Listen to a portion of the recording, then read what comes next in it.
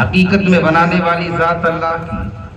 اللہ نے انسان کو پیدا کیا، پھر انسان نے یہ کام، حدیث قدسی ہے، اللہ تبارک و تعالیٰ خود فرماتا ہے جب میرا بندہ میری محبت میں مستغرق ہوتا ہے تو پھر اس کی آنکھ بن جاتا ہے، یعنی یہ دیکھتا، اس کی آنکھیں تو ضرور ہے لیکن دیکھنا میرا ہے۔ اب اللہ تبارک و تعالیٰ کتنی دور دیکھتا ہے؟ 1 کلومیٹر، 2 کلومیٹر، 3 کلومیٹر؟ پروردگار عالم پوری کائنات کو دیکھ رہا ہے کہ نہیں دیکھ رہا ہے؟ اب ہم غوث پاک کے لیے کہہ دیں کہ غوث پاک وہاں سے ہمیں دیکھ رہے ہیں، یہ کہیں گے یہ کیسے ہو سکتا ہے؟ میں نے کہا غوث پاک خود ہی فرماتے ہیں کہ میری پتلی ہما وقت لوح محفوظ پر رہتی ہے۔ اب لوح محفوظ وہ ہے جہاں ہر چیز لکھی ہوئی ہے۔ پتہ کیا چلا کہ غوث پاک کی آنکھیں لوح محفوظ کا مطالعہ کر رہی ہے۔ اب لوح محفوظ پر بھائی کے مسلمانوں کا یہاں بیٹھنا اگر لکھا نہیں ہوتا تو بھائی کے مسلمان یہاں بیٹھے نہ ہوتے۔ پتہ چلا جب لوح محفوظ پر لکھا ہے تو غوث پاک اسے دیکھ بھی رہے ہیں۔ اسی طرح آپ دیکھیں تو صحیح، ان کرامتوں کا ذکر قرآن میں بے شمار ہے۔ چند باتیں آپ کے سامنے رکھ کر پھر اپنی بات آگے بڑھاتا ہوں۔ حضرت زکریا علیہ السلام ہے، حضرت زکریا، حضرت مریم یہ ولیہ ہے، حضرت زکریا یہ نبی ہے، اللہ تبارک و تعالیٰ کی یہ بندی حضرت عیسیٰ علیہ السلام کی والدہ ہے۔ کون؟ حضرت مریم۔ بچپن ہی سے ان کو محراب میں ڈال دیا گیا۔ ایک لمبی بات ہے کہ منت مانی گئی تھی بچہ پیدا ہوگا تو اسے ہم ڈالیں گے، بچہ پیدا نہیں ہوا تو بچی پیدا ہوئی، پھر بھی ڈال دیا گیا۔ پچھلی شریعت میں یہ چیز جائز تھی۔ سیدہ مریم کو عبادت خانے میں ڈالا گیا، محراب کی جو جگہ ہوتی ہے جہاں ہم اور آپ نماز پڑھتے ہیں، جانتے کہ نہیں؟ بات سمجھ لیں، اس کے بعد پھر ہم تقریر کر دیں۔ آپ وہی عبادت کرنے لگی بچپن میں، بہت زیادہ عمر نہیں۔ آپ جب عبادت کرنے لگی تو جناب زکریا علیہ السلام جب آپ کے پاس آتے تو بے موسم پھل دیکھتے، گرمیوں میں سردیوں کا پھل، سردیوں میں گرمیوں کا پھل۔ حضرت زکریا نے پوچھا کہ یہ پھل تمہیں کہاں سے ملتے ہیں؟ کہا میرے پروردگار کی طرف سے۔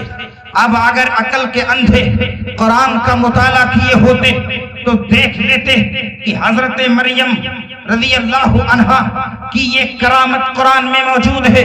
حضرت زکریا نے جب دیکھا کہ یہ پھل بے موسم آ رہے ہیں، سردیوں کے پھل گرمیوں میں مل رہے ہیں، گرمیوں کے پھل سردیوں میں مل رہے ہیں، بے موسم پھل ہے، مریم باہر بھی نہیں نکلتی ہے، پھل کی ٹوکری موجود ہے، مریم باہر بھی نہیں نکلتی ہے، پھل کبھی کم نہیں ہوتا ہے۔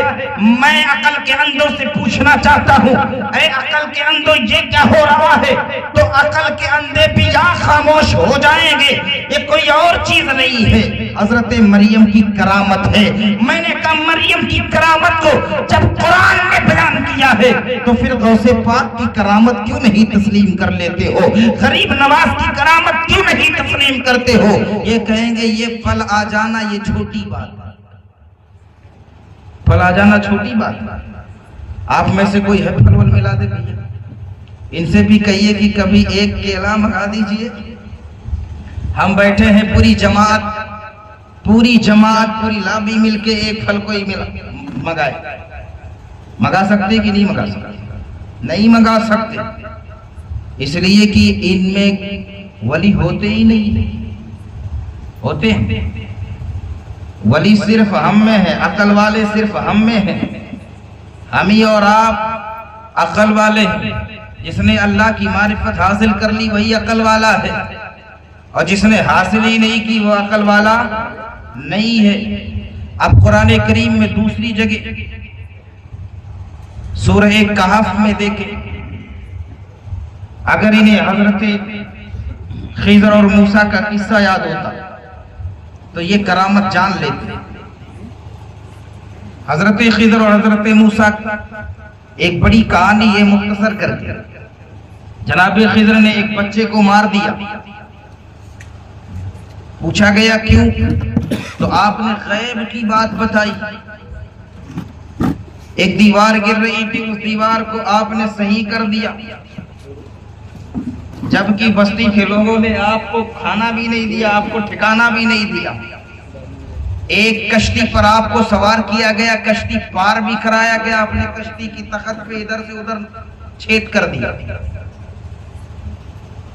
یہ ساری چیزیں ہو رہی تھی کیسے؟ قرآن کریم کی تفسیر اگر انہیں پتا ہے تو یہ جان لیں کہ جناب خضر کو اللہ تبارک و تعالیٰ نے غیب کا علم دیا تھا. وہ جان رہے تھے کہ اس بچے کے بعد کی کہانی کیا ہے، اس کشتی کے بعد کی کہانی کیا ہے، اور اس دیوار کے نہ گرنے اور گرنے کی کہانی کیا ہے. یہاں بھی ثبوت کس چیز کا ہے؟ کرامت کا ذکر ہے. جناب خضر با اختلاف ولی ہے، با اختلاف نبی ہے. اگر ولی مانتے ہیں تو کرامت ماننی پڑے گی، اور اگر آپ نبی مانتے ہیں تو معجزہ ماننا پڑے گا. اور آسان کروں گا، مجھے معلوم ہے کہ شاید آپ کو تھوڑی سی ہوگی کہ آپ وہ والی تقریر نہیں ہو رہی ہے، لیکن سمجھا کے بولیں گا. حضرت سلیمان علیہ السلام کون ہے؟ نبی ہے نا. پارہ نمبر 19 میں سورہ نمل میں حضرت سلیمان کے تعلق سے علماء بولا کر اور ان کی طاقت بھی بیان کیا کر. لوگ کہتے رسول کائنات صلی اللہ علیہ وسلم نے انگلیوں کے اشارے سے چاند 2 ٹکڑے کیا. اگر ہم اور آپ کہتے تو یہ کیسے ہو سکتا ہے؟ ایسا نہیں، ایسا تھا، ایسا نہیں، ایسا تھا. یہ حدیث ضعیف ہے، یہ حدیث یہ ہے، اس طرح کی بات ہے. جناب سلیمان علیہ السلام جب چلتے تو ہوا میں چلتے. سلیمان علیہ السلام کے پاس جنات بھی موجود، انسان بھی موجود، یہاں تک جانوروں پر بھی آپ کی حکمرانی تھی. آپ بادشاہ ہیں، پوری دنیا کے بادشاہ ہیں. ہدہد پرندے نے بتایا کہ بادشاہ سلامت، آپ کی بادشاہت میں ایک ملکہ ہے جو اپنی ملکیت چلا رہی ہے. اس واقعے کو بھی مختصر کروں. جناب سلیمان نے کہا کہ ٹھیک ہے، اسے پیغام پہنچا دو. اگر وہ دین میں داخل ہوتی، میرے پاس آ جاتی ہے تو ٹھیک ہے، ورنہ ہم اس سے جنگ کریں گے. ہدہد پرندے نے پیغام بھی پہنچا دیا، آپ کے خط کو بھی پہنچا دیا. وَإِنَّهُ مِن سُلَيْمَانَ وَإِنَّهُ بِسْمِ اللَّهِ الرَّحْمَنِ الرَّحِيمِ سے شروع بھی کیا. ملکہ وہاں سے چلنے کا ارادہ کرتی. ہدہد پرندہ آ کے بتاتا ہے کہ بادشاہ وہ آ رہی ہے. جب ملکہ بالکل قریب پہنچ گئی، اب کرامت قرآن سے بیان کرنے جا رہا ہوں. ملکہ بالکل قریب پہنچ گئی، چند میل کے فاصلے پر. مثال کے طور پر کوئی بندہ آ رہا ہو اور آپ کے گھر پر سجاوٹ چل رہی ہے، ساری چیزوں میں انتظام میں انسرام میں ہر بندہ لگا ہوا. کسی نے کہا کہ سلطان پور وہ پہنچ گئے ہیں، ابھی آپ کو بہت کچھ کرنا ہے. مائک میں سیٹنگ نہیں ہے، اسٹیج بہتر نہیں ہے، کرسی کئی 4-5 کلومیٹر دوری پر ہے. آپ پریشان ہو جائیں گے کہ نہیں ہوں گے؟ جناب سلیمان نے کہا اگر وہ آ رہے ہیں سارے لوگ تو ایک کام کرے، وہ جس تخت پر بیٹھتی ہے ملکہ بلقیس، اس کے تخت کو اٹھا کر لایا جائے. کہا کہ کون ہے جو اس تخت کو اٹھا کر لائے؟ ایک عفریت نام کا جن کھڑا ہوا. حضور میں اٹھا لاؤں گا. آپ نے کہا کتنے وقت میں اٹھا لاؤ گے؟ اس نے کہا کہ حضور آپ کی مجلس برخاست ہونے سے پہلے اٹھا لاؤں گا. آپ نے کہا نہیں، اس سے پہلے چاہیے. اللہ کا قرآن کہتا ہے قال الذی عنده علم من الکتاب انا آتیک بہ قبل ان یرتد الیک طرفک. یہ قرآن کریم کی آیت ہے. ایک ولی کھڑے ہوئے جس کا نام آصف بن برقیہ ہے. قرآن کریم کی آیت سامنے رکھو. دنیا میں میم بنا کر لوگوں کو گمراہ کرنے والے ان چوزوں سے آپ کہہ دیجئے گا کہ یہ کرامت تمہیں معلوم نہیں ہے. تمہیں نہ ماں نے بتایا ہے نہ استاد نے بتایا ہے. جو اصحاب پیغمبر سے ہٹ کر، جو اہل اللہ سے ہٹ کر کسی ملا سے دین سیکھتا ہے وہ ایسے گمراہ ہوتا ہے، اور جو اہل اللہ سے اور اہل سنت کی شہادتوں سے دین سیکھتا ہے وہی اعلیٰ حضرت کے راستے پر چلتا ہے اور وہی جنت تک جاتا ہے. اللہ کا قرآن دیکھے. آصف بن برقیہ نے کہا حضور پلک جھپکنے سے پہلے ملکہ کے تخت کو، وہ تخت کوئی عام تخت نہیں ہے بلکہ 80 گز لمبا بھی ہے، 40 گز چوڑا بھی ہے، 30 گز موٹا بھی تخت ہے. پورا بھائی مل کر بھی اٹھانا چاہے اسے ہلا نہیں سکتا ہے. لیکن دیکھو ایک پتلا دبلا انسان ہے، اللہ کا ولی ہے، اس کی طاقت دیکھ لو. اے واہ پڑھو، تم دیکھنا چاہتے ہو کہ ایک ولی کی طاقت کیا ہے. آصف بن برقیہ نے سلیمان علیہ السلام کو کہا حضور آنکھیں بند کریں. سلیمان نے آنکھیں بند کی، کہا حضور آنکھیں کھول دے. جب سلیمان علیہ السلام نے آنکھیں کھولی تو کیا دیکھتے ہیں کہ ملکہ کا تخت سامنے موجود ہے. اسی کو کرامت کہتے ہیں. جب آصف بن برقیہ سلیمان کی امت میں رہ کر یہ کرامت دکھا سکتے ہیں تو میرے نبی کے شہزادے عبد القادر جیلانی اگر ٹھوکر مار دے مردہ زندہ ہو جائے تو اس میں تعجب کی کیا بات. سبحان اللہ، زندہ باد زندہ باد. نعرہ تکبیر، نعرہ رسالت، جشن عید میلاد النبی، علماء اہل سنت. نعرہ تکبیر، نعرہ رسالت. سبحان اللہ سبحان اللہ. آصف بن برقیہ کتنے بلند ہے. حضرت سلیمان ہی کی امت میں ہے نا. جو جس نبی کی امت کا ولی ہوگا اسی نبی کا امتی ہوگا نا. میرے آقا جیسے تمام انبیاء کے سردار ہیں نا، اسی طرح میرے آقا علیہ السلام کے جو اولیاء ہیں وہ دیگر انبیاء سے ممتاز ہیں، دیگر اہل اللہ سے ممتاز ہیں کہ نہیں؟ ہے کہ نہیں؟ آصف بن برقیہ حضرت سلیمان کی امت میں. اللہ کے رسول فرماتے ہیں جیسے میرا زمانہ تمام زمانوں سے بہتر ہے، میرے صحابہ تمام لوگوں کے صحابہ سے ممتاز ہیں، اسی طرح میری امت کے علماء اور امت کے علماء سے ممتاز ہیں. سیدنا عبد القادر جیلانی تو تمام امتوں کو بھی جوڑ لے اور اس امت کے اہل اللہ کو بھی جوڑ لے، سب سے ممتاز ہیں، سب کے سردار ہیں. واہ کیا مرتبہ ہے غوث ہے بالا تیرا، اونچے اونچوں کے سروں سے ہے قدم آلا تیرا، اور سر بھلا کیا کوئی جانے کی ہے کیسا تیرا. اولیاء ملتے ہیں آنکھیں وہ ہے تلوا تیرا. سبحان اللہ سبحان اللہ. تو آصف بن برقیہ تو اس امت کے چھوٹے کسی ولی سے بھی افضل نہیں ہے. جب یار آصف بن برقیہ اتنے بھاری تخت کو اٹھا کر سیکنڈ سے پہلے، پلک جھپکنا یہ سیکنڈ سے بھی کم وقت ہوتا ہے، اتنا بڑا کام کر سکتے ہیں. اب کوئی میم بنانے والا ملا کہہ دے گا کہ یہ کیسے ہو سکتا ہے. آپ کھول قرآن دیکھ، اللہ کا قرآن کہتا ہے.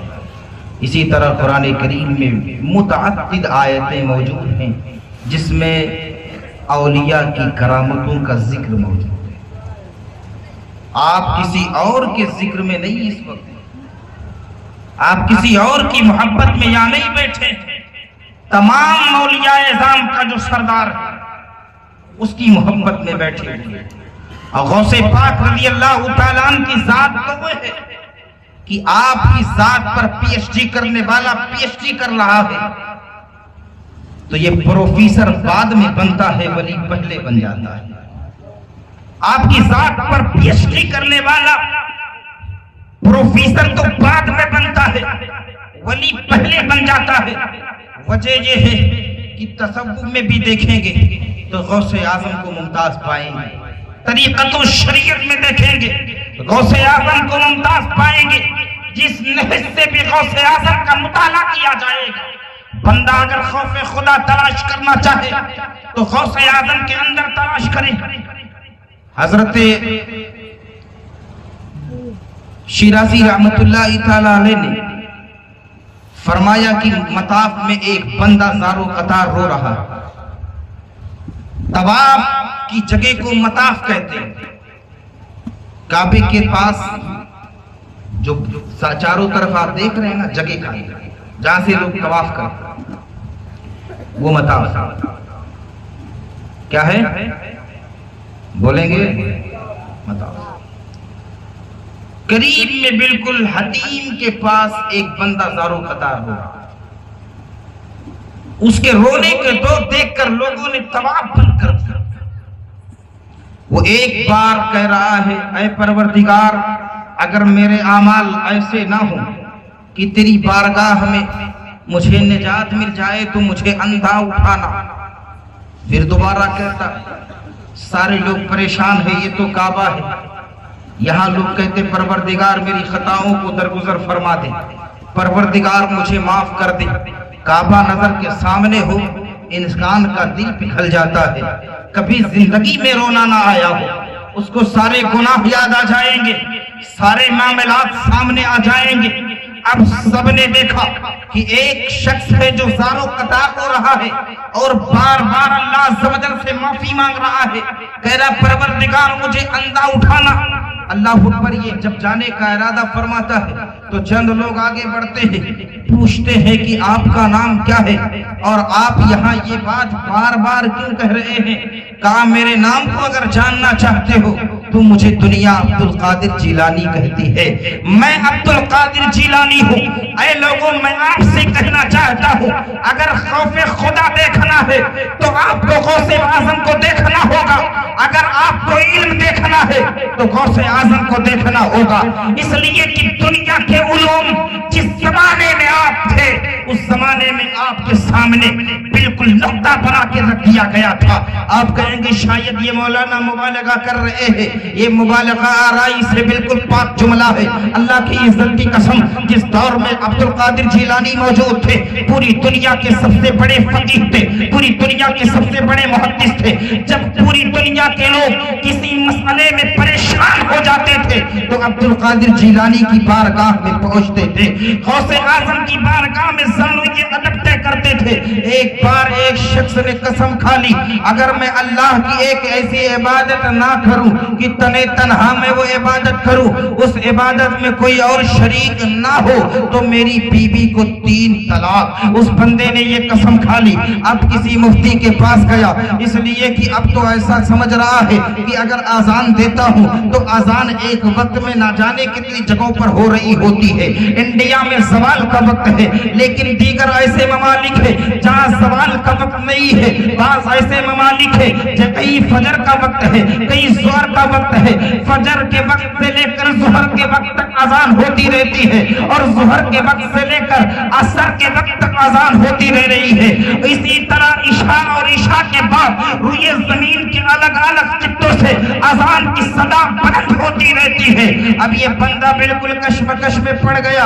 اگر میں اللہ اللہ کرتا ہوں تو روئے زمین پر اللہ عز و جل کے ایسے بندے ہیں جو ہر وقت اللہ اللہ کر رہے ہیں. اگر میں قرآن پڑھتا ہوں تو روئے زمین پر اللہ کے ایسے بندے ہیں جو میرے ساتھ قرآن پڑھ رہے ہوں گے. آخر میں کروں تو کیا کروں؟ اب وہ بندہ پریشان ہوا, خانقاہوں پر خانقاہیں تلاش کر رہا ہے. اسی طرح دارالفتہ کے دروازے کھٹکھٹا رہا ہے. ہر مفتی اور ہر فقیہ نے کہا کہ تیری بیوی پر طلاق پڑ جائے گی اس لیے کہ ایسی کوئی بات ہے ہی نہیں ہے, ایسی کوئی نیکی ہے ہی نہیں ہے کہ جس کو تو تنے تنہا کرے گا. اے بھائی کے مسلمانوں, اگر آپ بیٹھ کر غوث اعظم کا ذکر کر رہے ہیں تو اس روئے زمین پر نہ جانے کتنی جگہوں پر اللہ کے بندے بیٹھ کر اللہ اللہ کر رہے ہیں کہ نہیں کر رہے ہیں. غوث پاک کی بارگاہ میں خراج عقیدت پیش کر رہے ہیں کہ نہیں کر رہے ہیں. اب اگر میں دعویٰ کر دوں کہ نہیں تنے تنہا میں یہ کام کر رہا ہوں تو لوگ سمجھ جائیں گے کہ میں پاگل ہو چکا ہوں. اس لیے کہ اسی سلطان پور ضلع میں نہ جانے کتنی جگہوں پر جلسے ہو رہے ہوں گے. اسی طرح اگر آپ گاؤں اور علاقے کو دیکھیں گے, ہر گاؤں اور علاقے میں ایک ایسا بندہ مل جائے گا جو اللہ کی یاد میں بالکل مستغرق ہوتا ہے، مجذوب قسم کا ہوتا ہے۔ اگر آپ ضلع میں ڈھونڈیں گے، ضلع میں تو کتنے مل جائیں گے، گاؤں میں ہو سکتا ہے نہ ملے۔ اب وہ بندہ پریشان ہے، کسی مفتی کے پاس گیا، اس نے کہا کہ جاؤ بغداد چلے جاؤ، غوث پاک کی بارگاہ میں اپنی بات رکھو اور وہاں سے تمہیں جواب مل جائے گا۔ اب وہ مرتا کیا نہ کرتا والا مسئلہ ہے۔ بندہ جب پریشان ہوتا ہے، میں آ رہا تھا تو ایک صاحب فیض آباد سے فون کیے، میں نے اپنی بیوی کو 3 طلاق دیا ہے، میں نے بچے کو موبائل دیا، میں نے اسپیکر پہ فون رکھا، میں نے کہا گاڑی چلا رہا ہوں لیکن آپ بات کیجئے، بیوی کو طلاق دے چکے ہیں لیکن اب پریشان ہے کہ بیوی کو دوبارہ رکھنا چاہ رہا ہوں۔ اے نوجوانوں، میں آپ سے کہنا چاہتا ہوں جذبات میں کوئی فیصلہ نہ لیا جائے کہ ہوش میں آنے کے بعد بندہ پھر شرمندہ ہو جائے یا بندہ پچھتانے لگے۔ اگر کوئی مسئلہ پیش آ جائے تو صبر سے کام لیجئے، انشاءاللہ راستہ ہموار ہو جائے گا۔ اب وہ پریشان تھے، میں نے مسئلہ بتا دیا۔ اب وہ بھی بندہ اسی طرح پریشان تھا، اب بغداد کی طرف جا رہا ہے، غوث پاک کی بارگاہ میں پہنچا، کہا حضور السلام علیکم ورحمت اللہ، حضور میں بہت پریشان ہوں، حضور میں فلاں جگہ سے آیا ہوں، حضور میں نے ایک قسم کھائی تھی کہ اگر میں اللہ کی ایک ایسی عبادت نہ کروں کہ وہ عبادت تنے تنہا ہو، کوئی اس عبادت میں شریک نہ ہو تو میری بیوی پر 3 طلاق پڑ جائے۔ حضور میں نے ہر مفتی سے مسئلہ پوچھ لیا ہے لیکن کوئی مفتی نہیں بچا پا رہا ہے۔ آپ نے کہا تیرا سوال تو بہت آسان ہے، گھبرا نہیں، تو چلا جا مکہ چلا جا اور مکے کے سردار سے بول دے کہ تیرے لیے کعبے کو 1-2 منٹ کے لیے خالی کرا دے۔ روئے زمین پر ایک کعبہ ہے، جب ایک کعبے کا طواف تو کرے گا، تنے تنہا طواف کرے گا، کوئی اور بندہ طواف نہیں کرے گا۔ میں نے سمجھ لیا کہ اللہ کی عزت کی قسم جب بڑے بڑے فقہا کی عقلیں حیران ہو جاتی ہے تو عبدالقادر جیلانی کی عقلیں سفر شروع کرتی ہے۔ اللہ شبہ سیدنا عبدالقادر جیلانی اپنے زمانے میں تمام علماء کے سردار تھے اور اعلیٰ حضرت نے تو بالکل لاجواب بات لکھی ہے۔ آپ نے کہا امام حسن مجتبیٰ کے بعد سے لے کر امام مہدی کے ظہور تک، امام مہدی کے ظہور تک غوث الاغواس کی کرسی پر کوئی اور نہیں بیٹھے گا، عبدالقادر جیلانی بیٹھے۔ اچھا اللہ والے جو ہوتے ہیں نا، آتے تو بعد میں لیکن آمد